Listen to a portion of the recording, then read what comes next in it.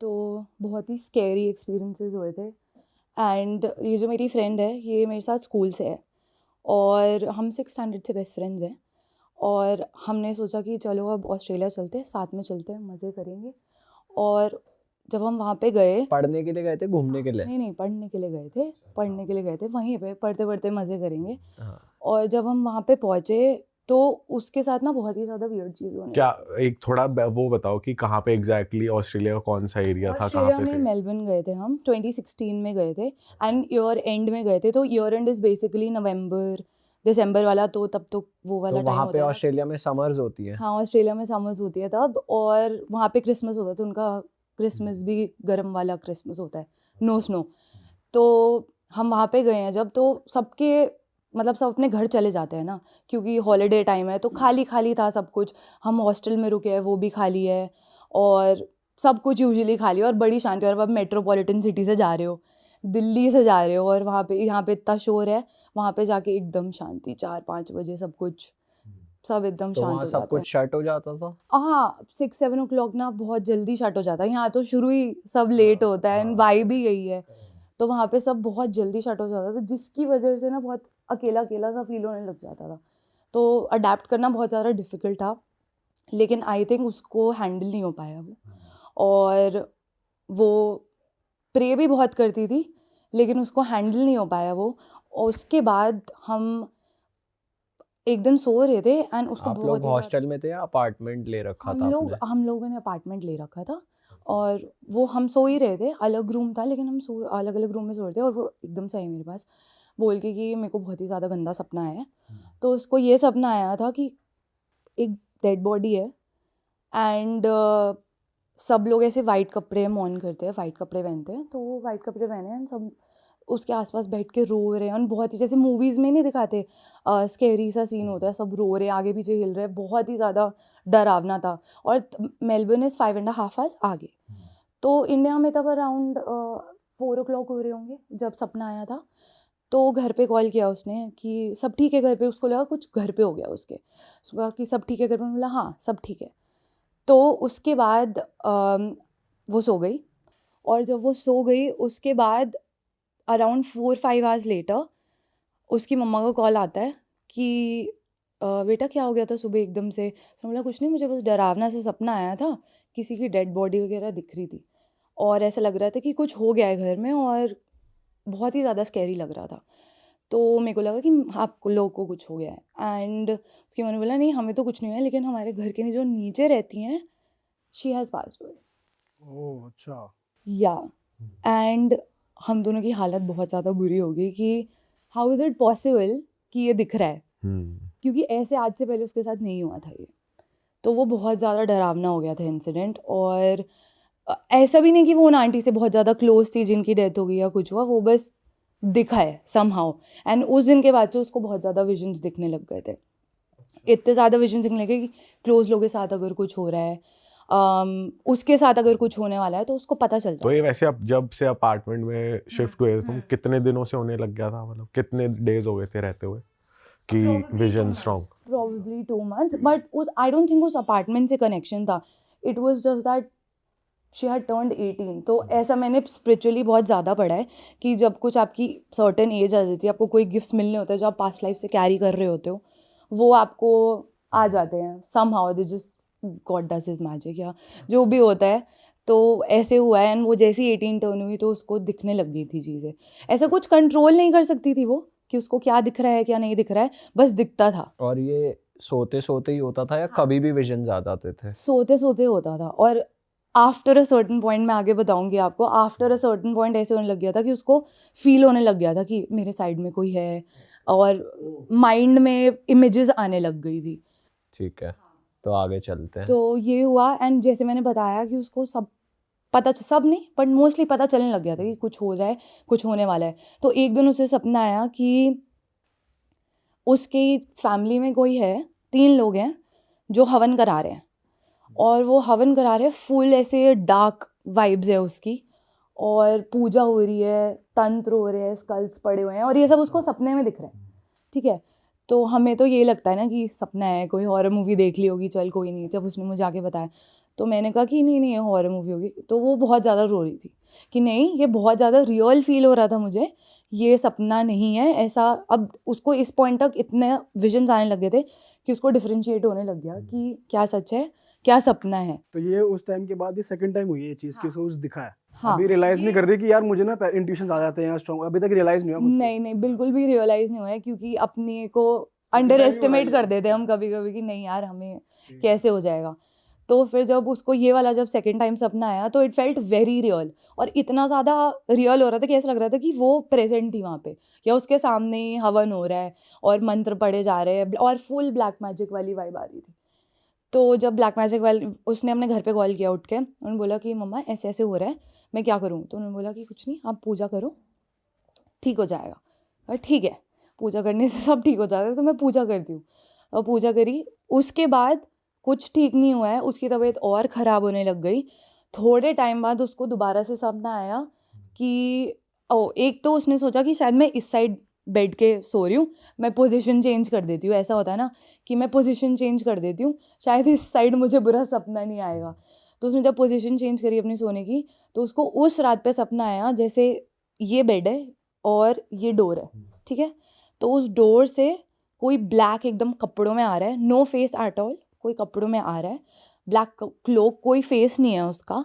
और कमरे में जैसे वो वुडन गोल गोल टेबल्स नहीं होते हैं, वो वुडन गोल टेबल्स है बहुत सारे, उस पर बहुत सारी वुडू डॉल्स हैं, मतलब गिन भी नहीं सकते आप इतनी वुडू डॉल्स है। और ऑफरिंग्स नहीं होती, बाल सिंदूर चूड़ियाँ मिठाई जो आप सोच सकते हो, वो स्केरी से स्केरी चीज़ उस उन टेबल्स पे रखी हुई थी एज एन ऑफरिंग। एंड फिर ऐसा है कि वो सो रही है और अंदर आया और उसके पास आया कोई, और वो हिल भी नहीं पा रही है, और उसके ऊपर कुछ कुछ तो मंत्र करने लग गया। वो काली चीज। हाँ वो जो भी काली चीज़ थी, उसका कोई फेस नहीं था कुछ नहीं था, और वो पता चल रहा था उसको कि कुछ तो हो रहा है, क्या हो रहा है असली है बस इतना पता था, और ये सपना नहीं है। ये हुआ है, और उसके बाद फिर वो अगले दिन जब उठी है तो उसने ऑब्वियसली अपने घर पे बोला है। देन अगेन उसकी मम्मा ने आगे पूछा कि ये सब क्यों हो रहा है, ये घर से इतनी दूर है, मुझे नहीं समझ आ रहा कि मैं क्या करूँ। किससे पूछा उनकी मॉम ने? उनके गुरुजी थे, उनके गुरुजी थे, फैमिली गुरु हाँ जी हाँ जी फैमिली गुरुजी, उनसे पूछा कि मैं क्या करूँ। तो उन्होंने अब अपनी तरफ से प्रे किया, उन्होंने बोला कोई बात नहीं मैं प्रोटेक्ट कर रहा हूँ इसको, इसको कुछ नहीं होएगा। और अब जब कोई घर से इतना दूर होता है, एक तो आपको ऑलरेडी स्टडीज़ का इतना प्रेशर होता है, आपको काम भी करना होता है, आपको घर के भी काम करने होते हैं, तो it gets very very overwhelming. ऐसे ऊपर से आपके पास ऊपर कोई नेगेटिव चीज़ें हो रही हैं, तो आप तो कैसी मेंटल स्टेट में होगे मैं इमेजिन भी नहीं कर सकती हूँ वो। तो वो बहुत ही ज़्यादा डिप्रेस एंड बात कम करने लग गई थी, किसी से सोशलाइज नहीं हो रही थी, खाना भी नहीं खा रही थी, कुछ नहीं कर रही थी वो, मतलब और वो रोती रहती थी, सुबह उठती थी, क्लासेस में मिस हो रही थी, कुछ नहीं हो रहा था।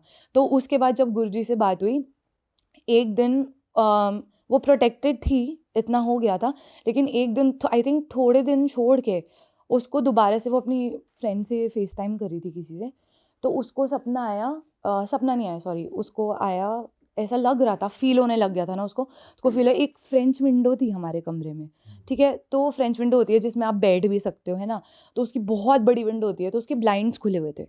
तो ऐसा लगा कि कोई बाहर उसके कोई चीज़ है जो खड़ी हुई है, एक्चुअल दिख नहीं रही थी, बस कोई फील हो रहा था खड़ा, and that was half human half animal.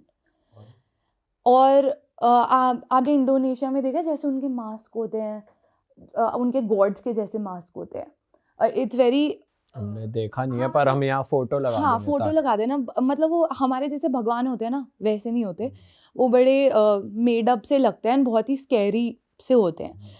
तो ऐसा लग रहा था कि वो वाला मास्क है, जीभ बहुत लंबी सी है, हाफ ह्यूमन हाफ एनिमल है, 4-5 हाथ पैर है, बहुत ही ज़्यादा, ये प्रॉपर दिख रहा है उसको आप? उसको अपने दिमाग में दिख रहा है उस टाइम, और ऐसा नेगेटिव नेगेटिव फील हो रहा है। तो वो कह रही कि मुझे डर लग रहा है, मुझे डर लग रहा है, उसने फ़ोन काट दिया, उसने बोला मुझे डर लग रहा है, अब मैं क्या करूँ। तो वो मेरे पास आई, तो मैंने कहा भाई पूजा कर अभी आप क्या कर सकते हो, भगवान को याद कर सकते हो। तो उसकी मम्मा ने ना उसे साईं बाबा की छोटी सी मूर्ति दी हुई थी, तो उसने बोला कि ठीक है, अगरबत्ती जलाई, जाके प्रे किया कि प्रोटेक्ट करो, पता नहीं क्या हो रहा है but whatever, give me the strength to deal with it. उसके बाद उसी रात को again she told me the next day, उसी रात को she had a dream that she was sleeping, and वो पूजा करके सो गई, एक पीस ऑफ माइंड मिल जाता है ना आपको, तो वो पूजा करके सो गई। उसके बाद उसको ऐसा फील हुआ कि उसको कोई उठा रहा है और हवा में, एंड वो एस्ट्रो प्रोजेक्ट होगी। एस्ट्रो प्रोजेक्ट होता है जब आप अपने आप को सोते हुए देख सकते हो और आप क्या हो रहा है ना, एस्ट्रल ट्रैवल कर हाँ, लिया, astral बॉडी travel ने जो होता सोल है। छोड़ दी। हाँ, बॉडी ने सोल छोड़ दी। कितना स्केरी होता है ये कि बॉडी ने सोल, आपको दिख रहा है आप सो रहे हो, एकदम पीसफुली सो रहे हो, लेकिन आपकी सोल की हालत बुरी हो रखी है क्योंकि वो हवा में लेविटेट होती जा रही है। और ऐसा लग रहा था वो जो नेगेटिव एनर्जी है ना, उसने उसको उठा रही है हवा में। और वो जो मूर्ति है साईं बाबा जी की, उसके पास ले गई, उसको कह रही है इसको लात मार, इसको लात मार। अरे अब वो फुल फाइटर मोड में, नहीं मारूंगी, नहीं मारूंगी, क्योंकि हम तो मानते हैं हम प्रोटेक्टेड हैं, तो नहीं मारूंगी, नहीं मारूंगी, ऐसे कर करके वो नेक्स्ट डे जब उठी है तो सपने में तो उसको याद नहीं है कि उसने याद मारी है, जो एस्ट्रल प्रोजेक्ट हुआ है उसमें उसने लात मारी है। लेकिन जब वो अगले दिन उठी है तो वो मूर्ति हैवी थी, वो मूर्ति गिरी हुई थी। कैसे गिरी थी हमें आज तक नहीं पता है, बट वो मूर्ति गिरी हुई थी। और फिर वो बहुत ही ज़्यादा लो रहने लगी, उसकी तबीयत ख़राब रहने लगी, बहुत ही अर्ली एज पे उसको थायराइड हो गया। गुरुजी से जब बात हुई थी हाँ, वैसे तो उन्होंने कुछ बताया नहीं कि क्या हुआ अब है? मैं यही, हाँ, मैं इसी पे आ रही थी। नहीं, गुरुजी बताते नहीं, वो बस प्रोटेक्ट कर देते हैं। आई थिंक उनका कुछ होता होगा कि हम ज़्यादा डिस्कस नहीं करेंगे, बट हम आपको प्रोटेक्ट कर देंगे। But the craziest thing is कि जब ये उसके साथ हो रहा था, पैरेलली उसकी मम्मा के साथ यहाँ पे जब उसको बुरा सपना आता था और उसके साथ ऐसा लगता था कि कोई तो ब्लैक मैजिक कर रहा है, जैसे मैंने आपको बताया ना कि क्लोक में आया है जिसका फेस नहीं है, उसी उसी दिन उसकी मम्मा अपने ऑफिस में थी, हाथ धोने गई अपने, और उनके हाथ पे ब्लड था, आउट ऑफ नोवेयर। ना कोई कट है ना नो, कुछ है। नो कट्स, ओ भाई आउट साहब। ऑफ नोवेयर वहां पे उनके हाथ पे कट था। और वो भी ऐसे देख रही कि ये हुआ क्या है मेरे साथ। कोई भी कंफ्यूज हो जाए कि आपके बैठे बैठे कैसे कट लग गया, कट नहीं लगा था, सॉरी, ब्लड आ गया। कहाँ से ब्लड आ गया। उनका चलो पता नहीं, लग गया होगा, हाथ धो दिए, ठीक है। फिर उसके बाद जब उसको वाला सपना आया था, जब एस्ट्रो प्रोजेक्ट कर रही थी वो, तो उस टाइम वो दोबारा से उसकी मम्मा घर पे थी अपने, कोई आसपास कोई नहीं है, कोई चीज़ नहीं है जिससे लग जाए। उनके कपड़ों पे एकदम से ऐसा है कि ब्लड के स्प्लैशेस है। वो मतलब ऐसा हो रहा है कि आए हुए हैं तब दिख रहे हैं या आंखों के आगे वो हाँ, आंखों के आगे, आंखों, इमर्ज हो रहे हैं हाँ, वो। आंखों के आगे मर्ज हो रहे हैं। ओ भाई और वो साहब। अकेले है, मेरे को गूज़बम्स आ रहे हैं बताते हुए भी, क्योंकि ये बहुत स्कैरी हो बट जाता उसकी मॉम उसको उस टाइम नहीं बता रही थी नहीं, जब उन्होंने वो कुछ अपनी शेयर प्रॉब्लम नहीं शेयर करती थी। एग्जैक्टली, क्योंकि आप बच्चे की क्या ही हालत खराब करोगे जो घर से दूर बैठा हुआ है ना, हम्म। तो आप क्या ही बोल दोगे उसको। तो वो कुछ नहीं बता रही थी उसको, और बस वो डील कर रही थी अपना, और वो अपने दोस्तों से शेयर कर रही थी उसकी मम्मा की मेरे पैर पे बैठे बैठे कपड़ों में कैसे ब्लड आ गया है यहाँ पे। तो फिर उन्होंने सेम दोबारा से जाके गुरुजी को बोला कि कुछ ठीक नहीं हो रहा है, आप प्लीज़ दोबारा से देखो, कुछ चीज़ है जो कि बहुत पावरफुल है और ये रुक ही नहीं रही है, ये रुक ही नहीं रही है। वो परेशान हो रही है, उसकी तबीयत ख़राब हो रही है, मेरे ऊपर भी सारे ब्लड के स्टेन्स आ रहे हैं। तो उन्होंने बोला कि ठीक है, मैं देखता हूँ। और जब उन्होंने देखा कि क्या हुआ है, तो बेसिकली ही सेड कि किसी ने तो आपके नाम की और आपकी बेटी के नाम की बलि दी है सॉरी बोलने के लिए। अच्छा। मेरे हाथ काँप रहे बताते हुए, बिकॉज़ मेरे को भी नहीं पता था ऐसा होता है, ठीक है, कि सॉरी बोलने के लिए भी आप बलि दे रहे हो। मुझे तो पता था कि पॉसेस कर रहे होते हैं ना, तब बलि देते हैं, यूजुअली तो ऐसा ही होता है। तो उन्होंने बोला कि किसी ने आपसे अपोलोजाइज़ करने के लिए, क्योंकि ये चीज़ें हो रही हैं, क्या पता उनको पता चल गया हो कि इसको भी पता चल रहा है कि कौन कर रहा है, क्योंकि उसको शक्लें दिख रही थी वो हवन में कि ये कौन कर रहा है। तो उन्होंने सॉरी बोलने के लिए बलि दी, और वो जब बलि दी, जब जिस टाइम बलि दी, उस टाइम उनके पैर पे सारे निशान आ गए थे खून के। अच्छा, मतलब बलि उसकी मॉम की और उस लड़की की हाँ। दी थी या नहीं, उनके लिए दी थी? उनके लिए उनको सॉरी apologize, बोलने हाँ, के लिए अपोलोजाइज़ करने के लिए। किसकी बलि दी? एनिमल की या किस? हाँ, एनिमल की बलि दी होगी, बट वो जो ब्लड के स्प्लैशेस निकले थे, जिन्होंने भी ब्लैक मैजिक करवा रहे थे, वो जो ब्लड के स्प्लैशेस उस टाइम आए, वो सारे स्प्लैशेस उनके कपड़ों पे आए। अब वो जो हाथ पे आया था वो भी उसका ही था। वो नहीं पता क्या था। वो तो कट ही लग गया था ना नहीं, कट नहीं लगा था, बस ब्लड था, अच्छा। बस रैंडम ब्लड था। और गुरुजी ये नहीं बता रहे कौन कर, उन्हें पता, गुरुजी को पता चल गया हाँ, होगा। उस लड़की को तो पता ही था ना कौन कर रहा है, उस क्योंकि दिख गया था ना सपने में।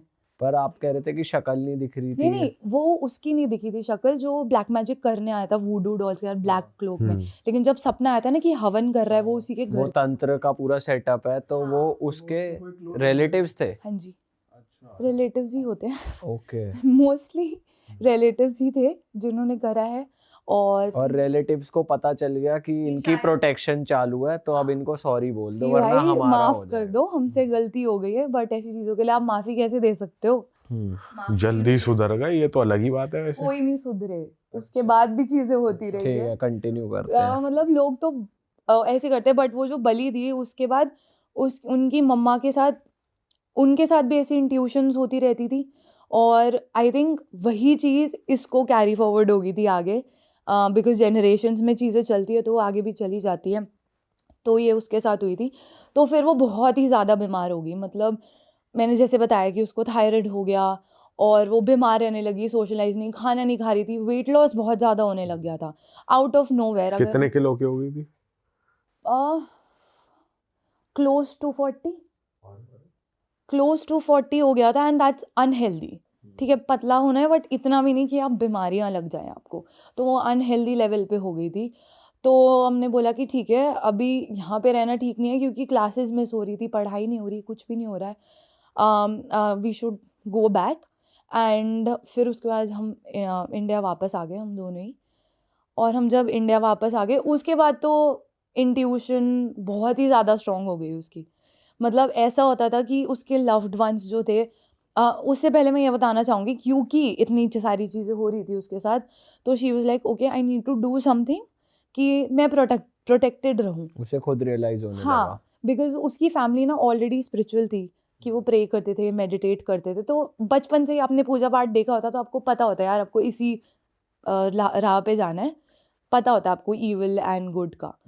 तो वो उसने बोला कि ठीक है, मेरे कुछ कोर्सेज करे उसने, फिर मेडिटेशन के, आपके पॉडकास्ट पे भी लोग आए हैं जो एंजल हीलिंग के बारे में बात करते हैं और रेकी के बारे में बात करते हैं, तो इस सब के कोर्सेज करे उसने, चक्रा हीलिंग, कि अपने आप को प्रोटेक्टेड रखे और अपने लव्ड वंस को, बिकॉज आप में स्टार्टिंग में इतनी पावर होती है कि आप लोगों को तो क्या हील करोगे, खुद को ही आप प्रोटेक्टेड रखो।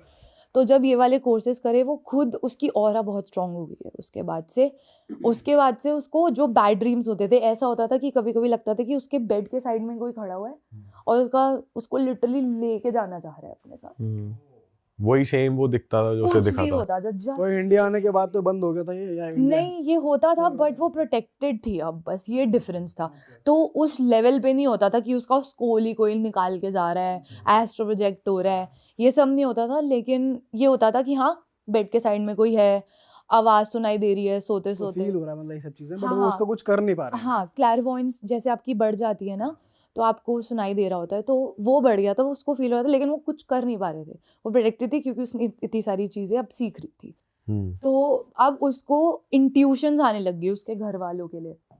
जैसे उसके बहुत ही क्लोज फ्रेंड था एक, एंड उनके जो बाबा थे, ठीक है, तो उसको एक दिन सपना आया, ठीक है, और ये सब सपनों में ही होता था, जगते जगते नहीं होता। उसको एक दिन सपना आया कि उस टाइम जून चल रहा था, तो उसको सपना आया कि वो व्हील चेयर पे हैं, उन्होंने ग्रे स्वेटर पहना हुआ है, वाइट कुर्ता पहना हुआ है और ब्राउन शॉल डाली हुई है, और वो व्हील चेयर पे और वो घर आ रहे हैं, ठीक है। उस टाइम ही वॉज फाइन, तो वो उनसे भी बहुत ज़्यादा क्लोज थी, इसीलिए उसको ये सपना आया। तो उसने कॉल करके बोला कि मुझे ऐसे ऐसे सपना आया है, please take care of him, because sweater पहने है तो क्लियरली सर्दी का टाइम होगा। बट ये विजन आया जून में, तो इतने मंथ्स पहले आ गया था। अब ये विजन है कि इतना स्टॉप हो गया कि कुछ तो गड़बड़ होने वाली है, अब देख लो आप, ठीक है, आगे नहीं पता चल रहा था। तो और व्हाट हैपेंड वाज कि दिसंबर में ही उनको he got really sick and he got admitted to the hospital and now he is no more, now he is no more sadly. But जब वो घर आए थे हॉस्पिटल से, बीच में वो घर भी आए थे, तो उन्होंने सेम कपड़े पहने हुए थे जो सपने में देखा था, एकदम सेम। तो उसको बेसिकली वही विजन आया था कि वो हॉस्पिटल से वापस आए और वो व्हील चेयर पे थे। अरे बाप रे।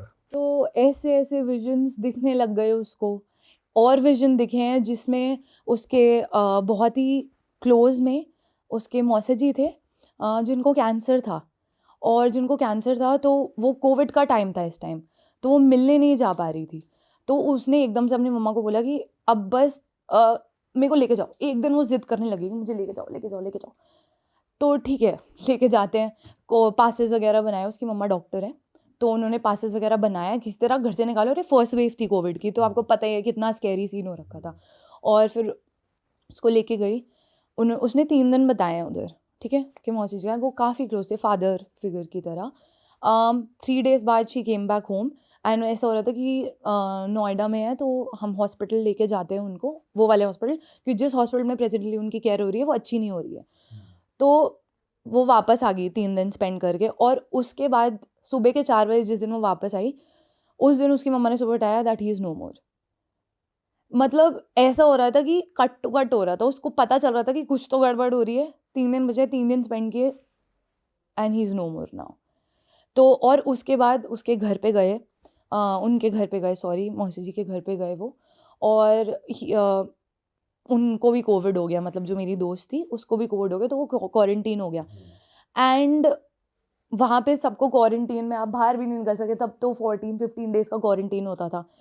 तो हम जैसे ही वहाँ पे थे, हम लोग रिचुअल्स कर रहे थे जैसे ही, तो उसको उसी रात को सपना आया कि जो उसके मौसा जी है, he is fighting basically with the god. Like you have to believe me for my word now, कि वर्ड उसने यही बताया कि उसको सपना आया that he is fighting with Yamraj बोल लो, गॉड बोल लो, एक गोल्डन सा गेट दिखा है उसको। ही इज़ फाइटिंग कि जो मेरा भाई है, उनके जो एक छोटे भाई थे, he was very very sick, मतलब वो अपने आप को खड़ा भी नहीं रख पाते थे, वो बहुत सिक थे। तो मेरा जो भाई है, मुझे मेरे साथ चाहिए, मेरे साथ चाहिए, एंड ही वॉज फाइटिंग कि मेरा भाई मुझे साथ चाहिए, he is not fit to stay on earth any more. मतलब स्ट्रेट अप उसको यही सुनाई दे रहा था, और ऐसे होता रहा, एंड फिर उसके बाद उसको विजन आया 22 जून दिखा उसको, ठीक है, ठीक है, दिखा। और उसके बाद एंड 22 जून को उनके जो छोटे भाई थे, ही पास्ड हुए, ही जस्ट पास्ड हुए, एंड ही, तो ये उनको जो दिखा कोविड था। उसको, ये जो विजन दिखे हैं कि वो ऊपर लड़ रहे हैं, मतलब गॉड से लड़ रहे हैं, तो ये उसने कन्वे किया फैमिली में, किसी और को बताया? हाँ, उसने बताया, क्योंकि एक तो ना आप किसी को ना बताओ ना, सोचेंगे कि क्या बोल रही है, पागल है। और आप ना कोविड के टाइम पे, जब ऑलरेडी आपके घर में एक डेथ हो रखी है, आप नहीं बोल सकते हो ये बात, आपको ना मुंह से निकालने में बड़ा अजीब लगेगा। तो अब ये बता रहे हो आप, तो बस उसने अपनी बहन को बता दिया। बिलीव कर रहे थे, क्योंकि ये चीज़ें ऑलरेडी उसके साथ इंसिडेंट्स होते थे ना, तो उनको पता था कि इसको पहले कुछ तो दिख रहा है, कुछ तो चीज़ है। हाँ, इसको पता चलता रहता है एंड दिखता है, तो उन्होंने बिलीव किया। उसने सिर्फ अपनी बहन को बताया था उस टाइम, बिकॉज वो ऑब्वियसली उनसे बहुत ज़्यादा क्लोज थी, तो दैट्स व्हाट हैपेंड। एंड वो तो जो ऑस्ट्रेलिया में चीज़ें हो रही थी जिसकी वजह से आप दोनों को इंडिया आना पड़ गया, तो कन्फ्रंटेशन हुई या उस चीज़ का क्लोजर हुआ कि वो एक्टिविटीज़ होनी बंद हो जाएं, या कुछ पता चल जाए, या कुछ भी, मतलब वो चीज़ें रुक जाएं, या उन रिलेटिव से कन्फ्रंटेशन की क्यों करा रिलेटिव से ना कन्फ्रंटेशन करना वर्थ इट ही नहीं है, क्योंकि कभी कोई एक्सेप्ट करेगा ही नहीं ना। आप क्या प्रूफ लेके जाओगे? पहली बात तो क्या बोलोगे, सपना आया था, ये तो आप बोल ही सकते। लेकिन जिन्होंने किया, पूरे घर को पता है कि वो करते हैं, तो मतलब ऐसा भी नहीं था कि किसी को प्रूफ करने की ज़रूरत है, पता था कि करते हैं ये। बट आपकी फ्रेंड की फैमिली ने ये मेक श्योर करा कि अपना प्रोटेक्शन करो, बस वो तो जो कर रहे हैं उनका कुछ नहीं कर बिकॉज आप किसी के कर्म अपने सर पे नहीं ले सकते हो, कोई बुरा कर रहा है ना, वो उसके ऊपर है। उनके साथ भी हुआ था कुछ गलत, जैसे वो कर रहे थे साइमल्टेनियसली, उनके साथ भी कुछ हुआ हो?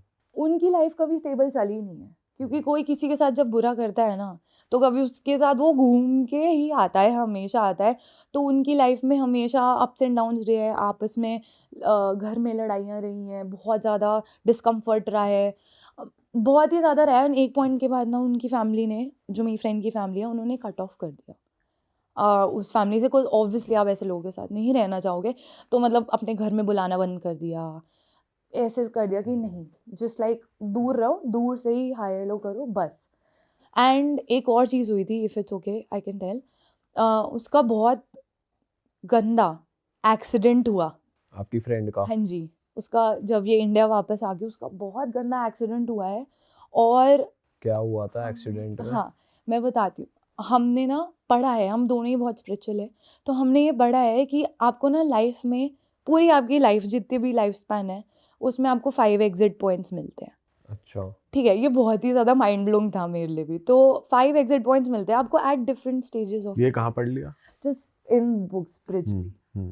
तो एंड पॉडकास्ट में भी मैंने सुना है, like if you Google about it आपको पता चलेगा कि आपको आपके लाइफ स्पैन में 5 एग्ज़िट पॉइंट्स मिलेंगे, डिपेंडिंग आप 20 ईयर्स पे हो, 40 पे, 35 पे, कभी भी। और ये आपको पता नहीं होता, आपकी सोल को पता होता है, ठीक है। तो शी बिलीव्स कि वो जो एक्सीडेंट था वो उसका एक एग्ज़िट पॉइंट था, ठीक है।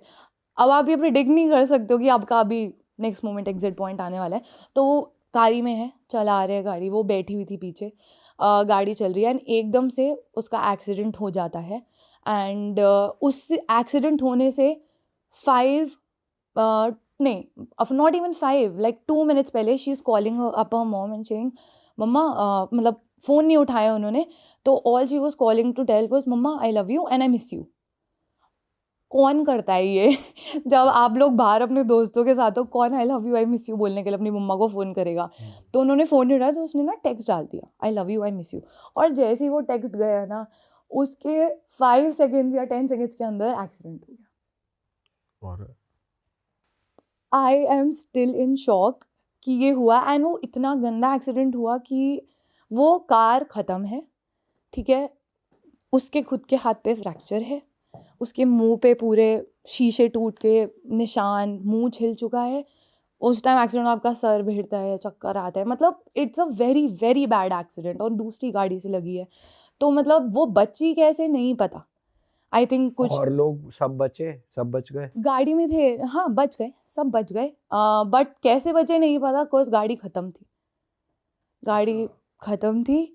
एंड आई थिंक ये प्रोटेक्शन का ही वो होता है, जो आप इतना प्रे करते हो, और आपके लव वंस की प्रेयर का ही होता है कि आप प्रोटेक्टेड रहते हो। नहीं तो वो डेफिनेटली एक एग्जिट पॉइंट था, क्योंकि एग्जिट पॉइंट में एक ये चीज़ भी होती है कि जब आपने घर से निकल रहे होते हो ना, आप फुल होते हो कि यार आज तो मैं अच्छे से तैयार होके जाऊँगा, आज तो मैं परफ्यूम लगाता हूँ, नए कपड़े पहनता हूँ, मतलब होता है ना कुछ ऐसे। ऐसा सुना है। हाँ हाँ हाँ। तो कुछ फुल्ली आप ऐसे कोई नई लाइफ के लिए जैसे जा रहे होते हो ना, तो वैसे हो जाता है। एंड वो फुल रेडी होके गई हुई थी, ऐसे पता नहीं कहीं जा रही है, नॉर्मल एक कॉन्सर्ट में जा रहे थे, तो ऐसा कुछ था नहीं एक्स्ट्रा रेडी होने वाला। तो हाँ, उसका अभी क्या स्टेट है वैसे आपकी दोस्त का? अब वो अभी कुछ चीज़ें होती हैं उनके साथ, इंट्यूशंस आते हैं अब भी? इंट्यूशंस तो उस टाइम के बाद बंद ही नहीं हुए हैं। अब I think it's a life long thing. उन्होंने वैसे पता किया है कि ऐसा क्यों हो रहा है? मतलब ठीक है, आपने बोला पहले से आई है, गिफ्टेड है, बट वैसे टेक्निकली किसे पूछा उन्होंने कि ऐसा क्यों हो रहा है? उन्होंने जिससे गुरुजी से पूछा, तो उन्होंने यही बोला है कि गिफ्ट है। उसकी मम्मा मानती है कर्स है, क्योंकि उसकी मम्मा को भी दिखता है, तो कहती है मुझे नहीं देखना है। लेकिन उस मेरी फ्रेंड को जब दिखता है तो she is like it's a blessing, because you can help people.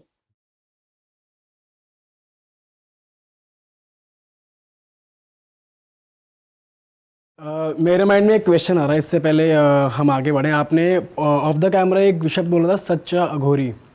तो what is the difference between Aghori या फिर झूठा अघोरी, या अघोरी जो आपने बोला सच्चा अघोरी, क्या होते हैं वो? बहुत ही सुंदर प्रश्न है, क्योंकि आज की तारीख में हम ये डिफ्रेंशिएट नहीं कर पाते कि वास्तव में सन्यासी, वास्तव में अघोरी, संत, योगी, महात्मा कौन होता है, और जो कमर्शियल योगी महात्मा होता है वो कौन होता है। तो एक सबसे बड़ा लक्षण, सबसे बड़ा आप कह सकते हैं कि रूपक यही होता है कि जो कोई वास्तव में अघोरी रहता है, जिनके पास सीधा ईश्वर के साथ एक अनुसंधान करने की शक्ति होती है, सिद्धि होती है, वो उतना ज़्यादा जनता के बीच में, लोगों के बीच में नहीं आते। उनका जो एक स्थान रहता है वो बहुत ही ज़्यादा गुप्त जगहों पे रहता है। उनका ये नहीं रहता कि वो बाहर आके अपनी सिद्धियों का, अपनी शक्तियों का प्रदर्शन करें।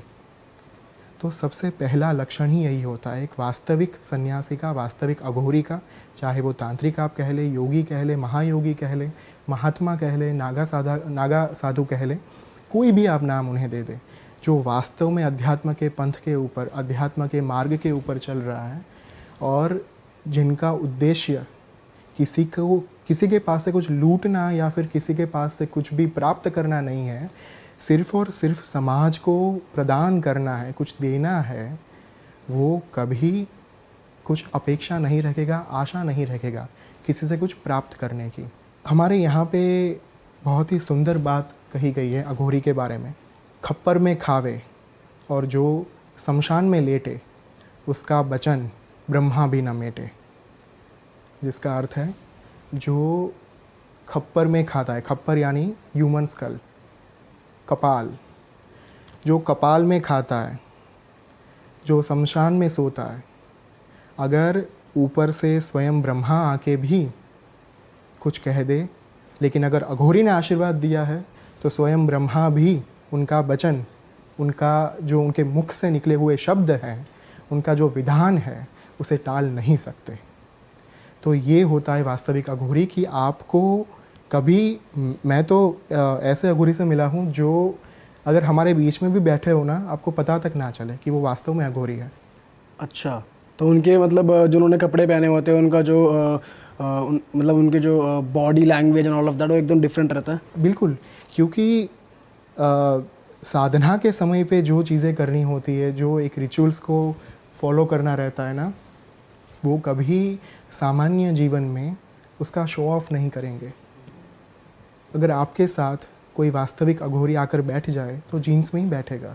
अच्छा, हमें लगा, हमारा तो यही इमेज बनी हुई थी कि भस्म रमी हुई, बाल लंबे लंबे, वस्त्र होंगे या नहीं पता नहीं, वही अघोरी होते हैं।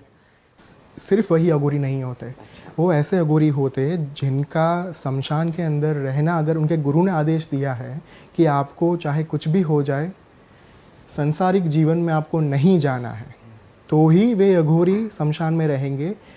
गुरु के आदेश पर कुछ कुछ अघोरी आज की तारीख में सांसारिक जीवन भी जी सकते हैं, और ये पहले से चला आ रहा है। ऐसा नहीं कि आज का ये नया क्या कुछ ट्रेंड आ गया है, ऐसा नहीं है। सारी चीज़ें पहले से होती आ रही है, लेकिन हमें पता बहुत कम है इस चीज़ के बारे में। तो उनकी फैमिली, मतलब ऐसा भी अलाउड है उनको कि वो फैमिली अपनी आगे बढ़ा सकते हैं? बिल्कुल बिल्कुल अलाउड है। मैं आपको, ब्रह्मचारी रहते हैं वो? एक अघोरी है तमिलनाडु के, जिन्होंने अघोर काली संस्थान वहाँ पे तमिलनाडु में उन्होंने स्थापित करी है, अघोरी गुरु मणिकंदन। उनके गुरु ने आदेश दिया था कि आपको कुछ साधनाएं में आगे बढ़ने के लिए, प्राप्त करने के लिए, सिद्धियां प्राप्त करने के लिए और ईश्वरत्व को प्राप्त करने के लिए आपको शादी करनी पड़ेगी, विवाह करना पड़ेगा। तो उन्होंने उनके जो अघोर संस्थान में उनके ही गुरु के द्वारा जो एक सूचन किया गया था, बोला गया था, वही स्त्री के साथ, वही नारी के साथ उन्होंने विवाह किया, और वो अघोरी आज की तारीख में भी ज़िंदा है। आप उनको through internet, through Google explore कर सकते हो, और अघोर संस्थान के वो पीठाधिपति हैं तमिलनाडु के। सर, अघोर शब्द को एक्सप्लेन करो, ये कल्चर कहाँ से आता है हमारे पुराणों में?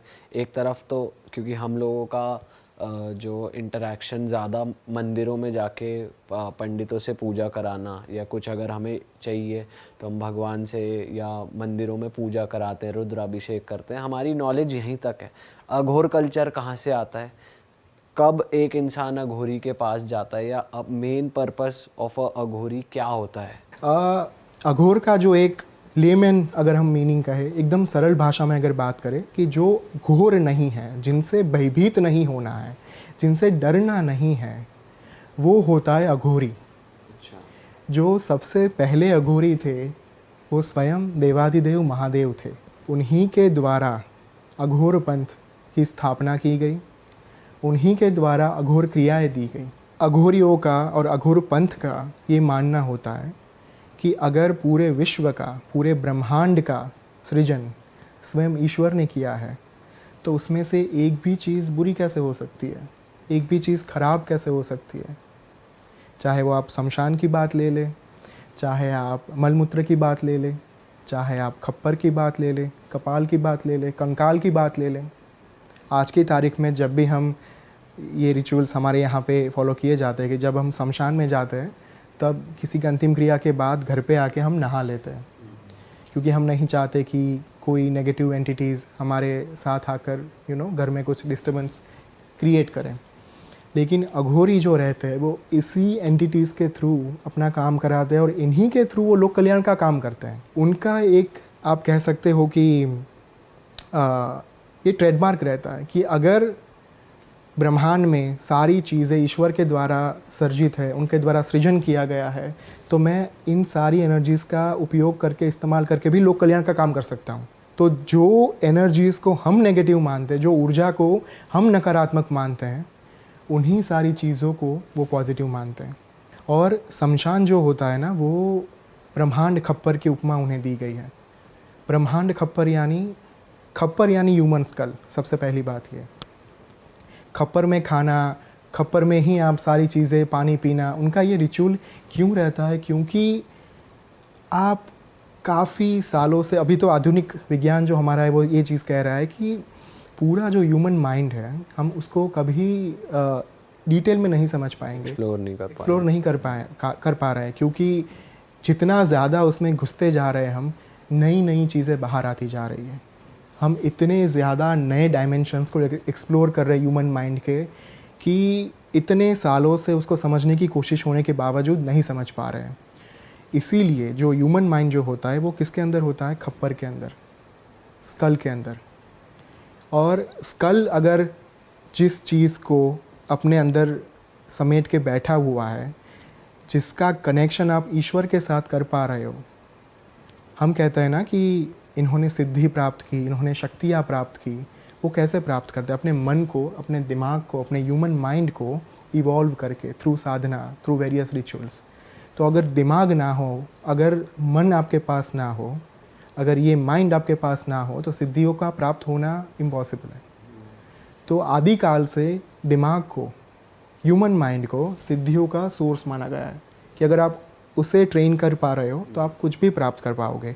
और इसी वजह से खप्पर में उनको ये सोर्स मानते हैं कि अगर हम इनमें खाएंगे, अगर हम इनमें ही पिएंगे सारी चीज़ें, तो हमें वो प्राप्त होगा जो स्वयं महादेव के द्वारा बोला गया है। तो ये जो पूरा एक था वो ब्रीफ था कि अघोर पंथ क्या है। और जो एक शुरुआत में मैंने एक मंत्र बोला कि अघोरेभ्यो अथ घोरेभ्यो घोर घोरतरेभ्यः सर्वेभ्यः सर्वशर्वेभ्यो नमस्ते अस्तु रुद्र रूपेभ्यः। ये जो मंत्र है वो अघोर पंथ का one of the most important मंत्र माने जाते हैं, जिसका अर्थ ये होता है कि जो घोर है, जो अघोर है, जो घोरतर से भी घोर है, मतलब घोर के भी बियॉन्ड है। घोर मतलब एक्सट्रीम। घोर आप मान सकते हो जो आपके अंदर डर पैदा करे, जो भय पैदा करे, यू नो। तो जो घोर भी है, जो अघोर भी है, और जो घोरतर से भी घोर है, बियॉन्ड एवरीथिंग, वैसे महादेव को, वे महादेव के रुद्र के जो जितने भी स्वरूप हैं, उन सारे स्वरूपों को मैं नमन करता हूँ। और ये माना जाता है कि जब भी आप इस मंत्र का उच्चारण पूरे हृदय के साथ, आस्था के साथ, श्रद्धा के साथ करें, तब अगर आपके ऊपर या फिर आपके आसपास कोई भी नेगेटिव एनर्जीज प्रवर्तमान है, विद्यमान है, तो उसे दूर करा जा सकता है। इसीलिए आदिकाल से इस मंत्र का बहुत ही ज़्यादा महत्व है। तो ये अघोर के बारे में थोड़ा जो शॉर्ट टाइम में हम बता पा रहे हैं, वही ये चीज़ है। हाँ, तो भाई पॉडकास्ट को आगे बढ़ाने से पहले मैं आप लोगों से ज़रा थोड़ी अपनी ऐप के बारे में बात कर लेता हूँ, रियल 11।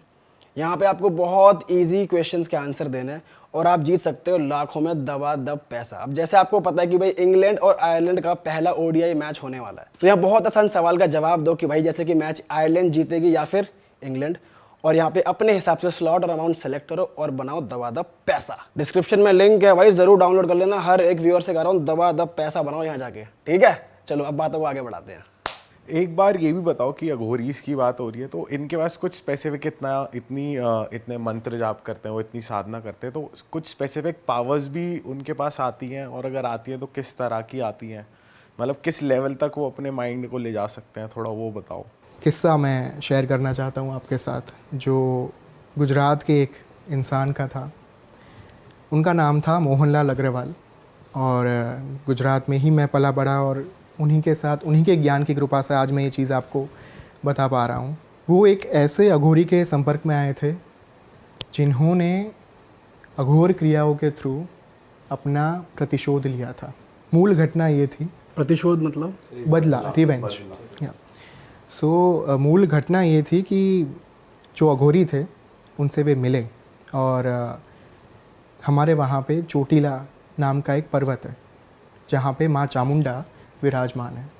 माँ चामुंडा आदि पराशक्ति का एक स्वरूप है जो दैत्यों के सामने, जिन्होंने चंड और मुंड का वध किया था। तो वहाँ का जो एक क्षेत्र है ना, जो प्रदेश है, वो बहुत ही ज़्यादा सिद्ध क्षेत्र माना जाता है।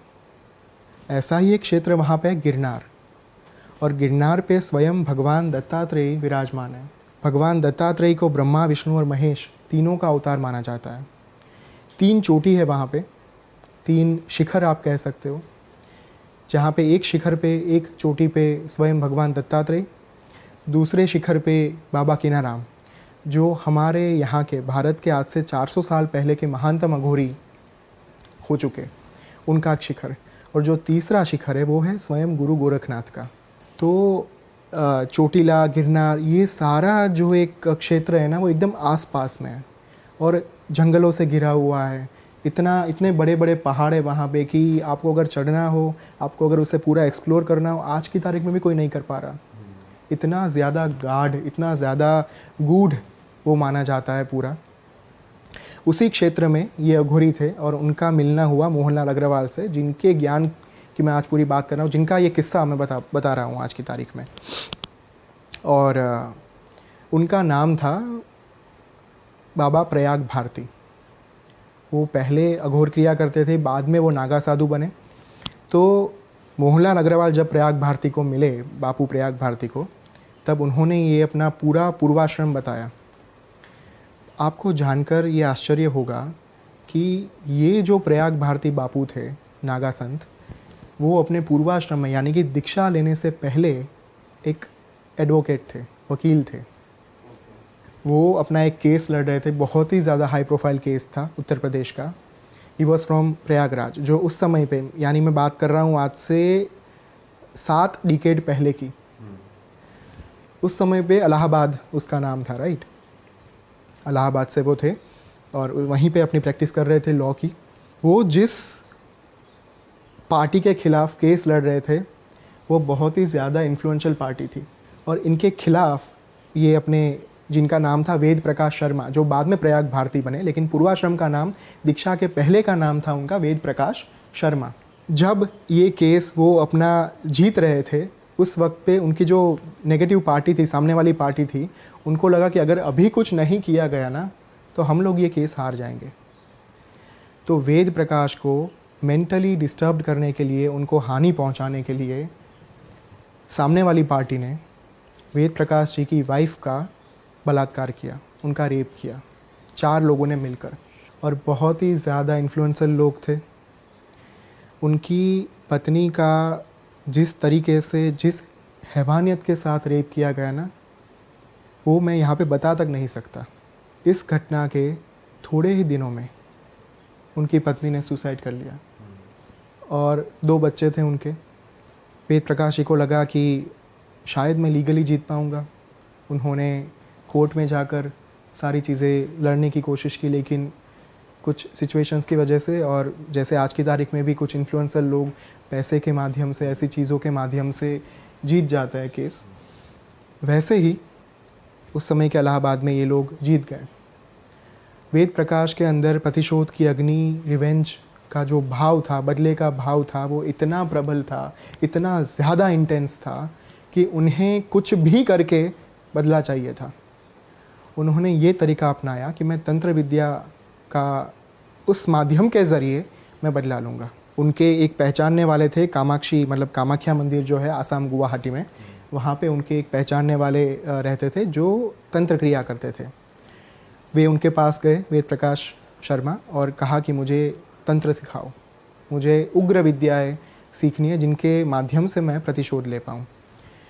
उन्होंने कहा कि मेरे गुरु हैं, आप उनके पास जाइए, नीलांचल पर्वत में, यानी कि कामाख्या के आसपास एक क्षेत्र में उनके गुरु रहते थे।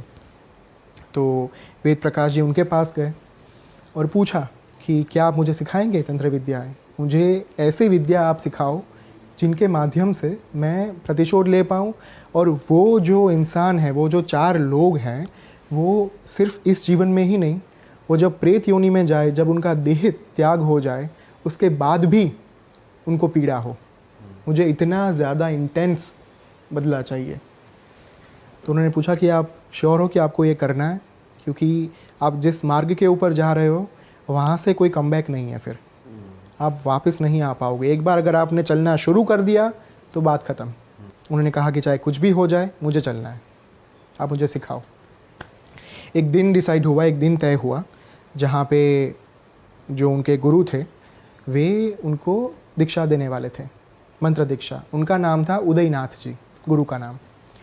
और शमशान में जब वो गए तब वो जो शमशान था ना वो इतना ज़्यादा, वहाँ पे कोई चिता नहीं जलती थी, तो शमशान की जो एक पहचान होती है ना वो काफ़ी समय से लुप्त हो चुकी थी वहाँ पे। तो उसे वापस से शमशान के तौर पर स्थापित करना ज़रूरी था।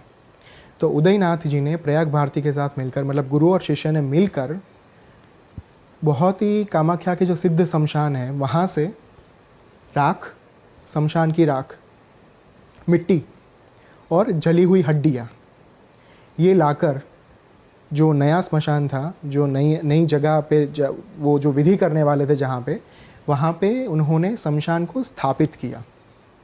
नए सिरे से इन्वोक करा गया शमशान को। सारी शमशान की जो ऊर्जाएं रहती है, जो एनर्जीज रहती हैं, उनको इन्वोक किया गया। विधि शुरू हुई। विधि शुरू होने से पहले उदयनाथ जी ने इनको कहा, वेद प्रकाश जी को, कि आप दिगंबर हो जाइए। दिगंबर यानी नग्न, अपने कपड़े उतार दीजिए। गुरु ने भी अपने कपड़े उतार दिए, दिगंबर होके वो दोनों शमशान में गए। और उदयनाथ जी ने आकर्षण क्रिया, आकर्षण विद्या की मदद से गांव में से एक भैंसे को बुला लिया, महिष को, जो एक राक्षस था हमारे यहाँ पे, महिषासुर। वो जो महिष होता है उसको बोला जाता है भैंसा हमारे यहाँ पे। तो आकर्षण क्रिया ये होती है कि जब आपके पास ये विद्या होती है, आकर्षण विद्या, आकर्षण क्रिया, तब आप कोई भी पशु या फिर पंछी, प्राणी, आप उनको अपनी विद्या की मदद से बुला सकते हो। जब आप जहाँ पे भी बैठे हो, आपने अगर किसी का स्मरण कर दिया कि मुझे भैंसा यहाँ पे चाहिए, मुझे गाय यहाँ पे चाहिए, मुझे ये पंछी यहाँ पे चाहिए, मुझे ये पशु यहाँ पे चाहिए, मुझे शेर यहाँ पे चाहिए, तो वो भी आपकी बात मानकर वहाँ पे आ सकता है। अपने आप आ जाते हैं। अपने आप आ जाते हैं। इंसान पे भी वर्क करता है ये? बिल्कुल करता है। बहुत सारी चीज़ें, वही तो अभिचार क्रिया के बारे में जब हम ये शुरू होने से पहले बात कर रहे थे, वशीकरण से लेकर बहुत सारी चीज़ें करी जाती है, षटकर्म जिन्हें कहा जाता है, तो वो इंसान के ऊपर लागू किया जाता है। ये आकर्षण क्रिया पशुओं के ऊपर और एनिमल्स के ऊपर करी जाती है। Coming back to the point, तो महिष को बुलाया गया गांव में से, मतलब भैंसे को बुलाया गया और विधि शुरू हुई। दोनों दिगंबर थे, बहुत ही ज़्यादा इंटेंस विधि थी।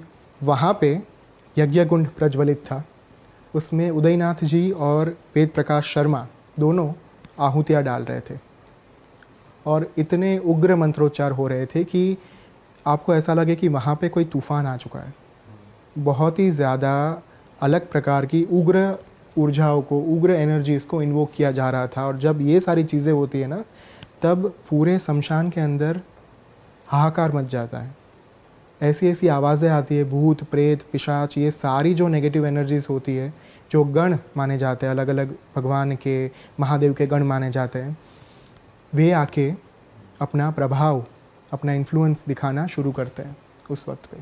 हुआ ये कि ये सारी चीज़ें शुरू हुई और उदयनाथ जी ने प्रयाग भारती को, यानी उनका जो पूर्वाश्रम का नाम था वेद प्रकाश शर्मा, उनको रोक दिया कि आप आहुति रोक दो, अब मैं आहुति देता हूँ सिर्फ।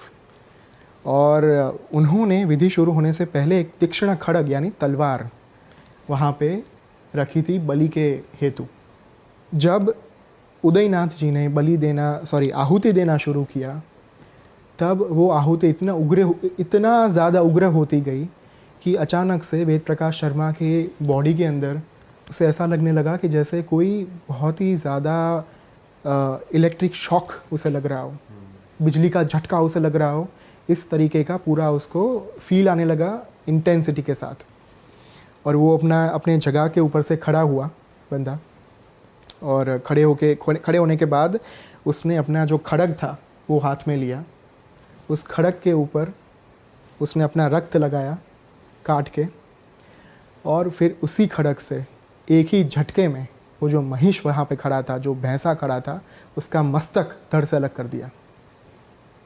और वो जो मस्तक उसने अलग किया, वो गिरकर चंड भैरव की वहाँ पे स्थापना की गई थी। चंड भैरव क्षेत्रपाल, हमारे जो 8 भैरव हैं उनमें से एक भैरव है जिनका नाम चंड भैरव। 8 भैरव के बारे में भी बता सकते हो आप? हाँ हाँ साथ-साथ? बिल्कुल, असितांग भैरव, उन्मत्त भैरव, चंड भैरव, कपाली भैरव, पूरे 8 तरीके के भैरव होते हैं जिनका इन्वोकेशन करा जाता है क्षेत्रपाल यानी कि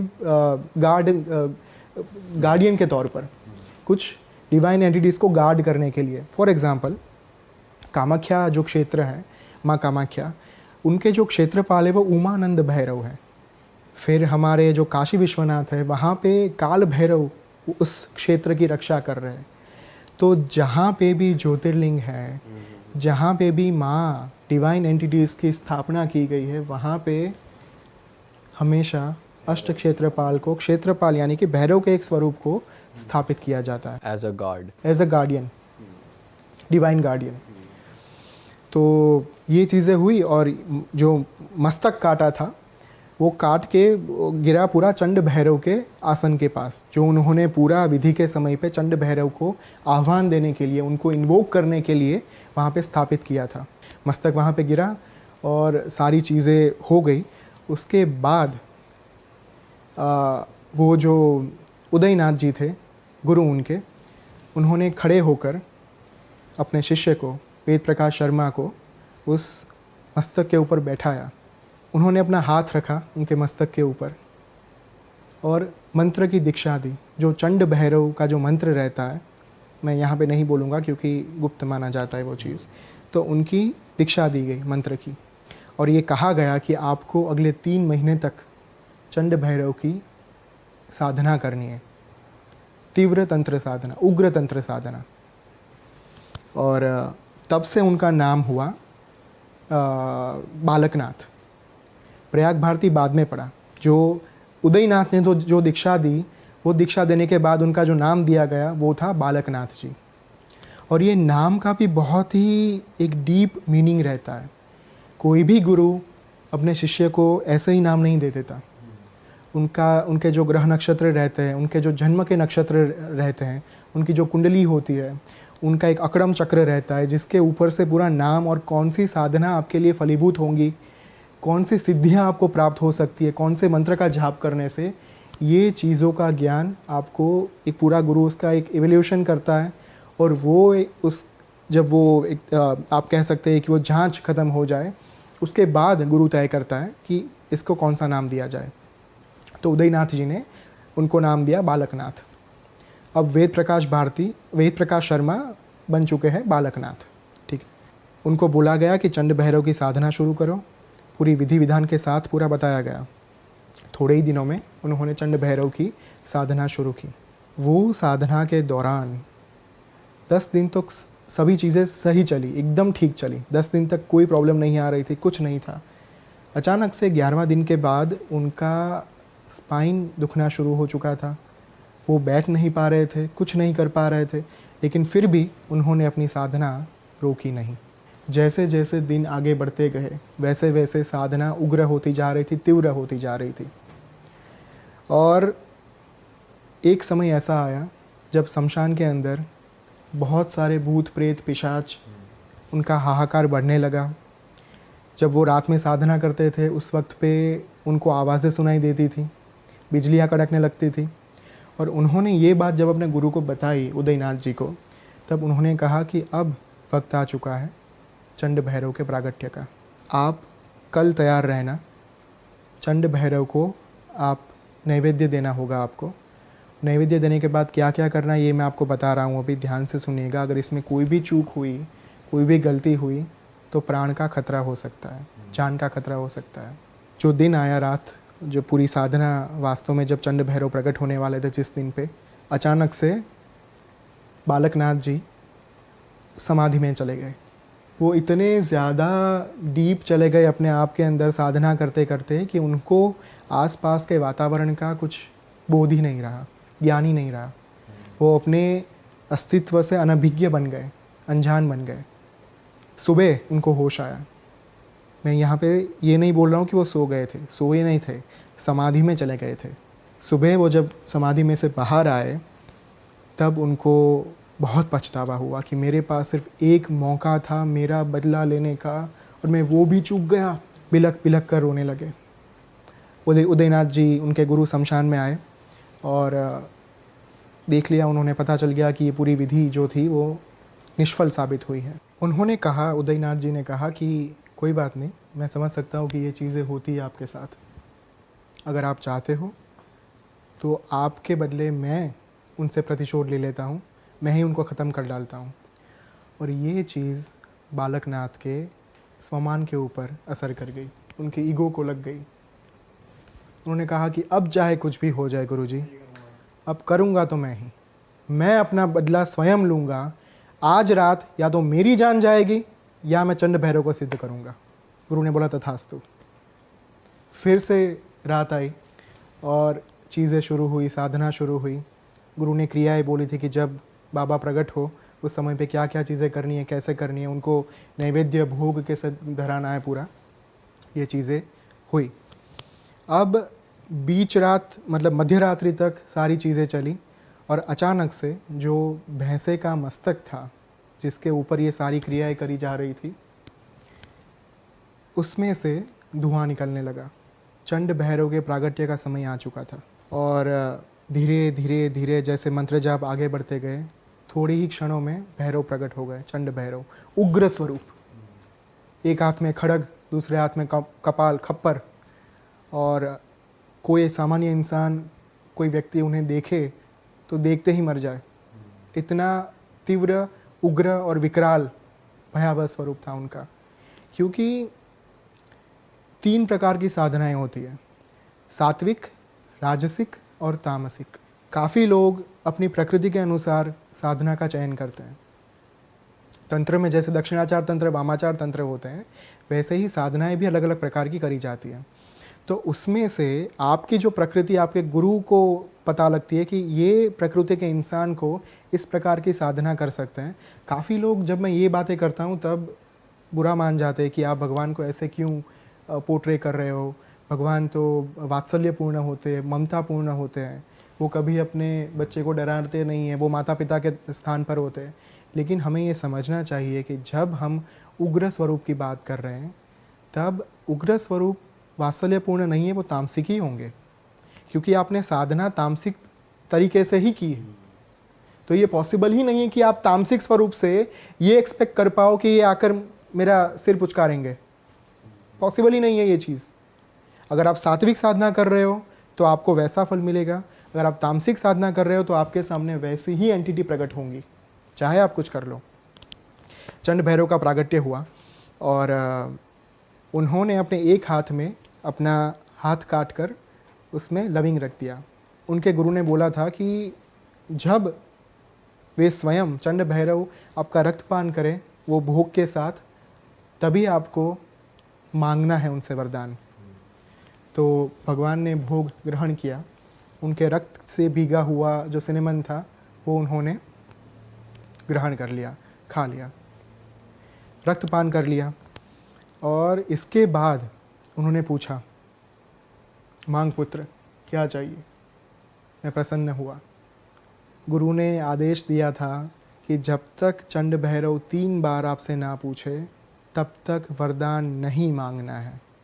चंड भैरव ने पूछा, उन्होंने आंसर नहीं दिया। बालकनाथ जी ने, वो अपना मंत्र जप करते रहे।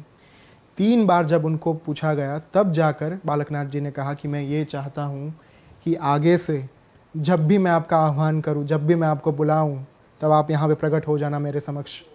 और बाबा ने तथास्तु कहकर उनका वो अंतर्ध्यान हो गए, अदृश्य हो गए। अरे वाह, आपने ये वीडियो यहाँ तक देख ली भाई, तुमने हमारी मेहनत सफल कर दिया। तुम ही लोग हो असली रियल हिट। और अगर आपको बहुत मज़ा आ रहा है ऐसी क्लिप्स में, ऐसी वीडियोस में, तो फटाफट जाइए प्लेलिस्ट पे बिंज वॉच कीजिए और सारी वीडियोस देख डालो और मौज काटो। That is it. हम मिलेंगे नए पॉडकास्ट में, नए क्लिप में। Till then bye bye, see you, take care, do subscribe. Best of real talk online. Okay, bye bye.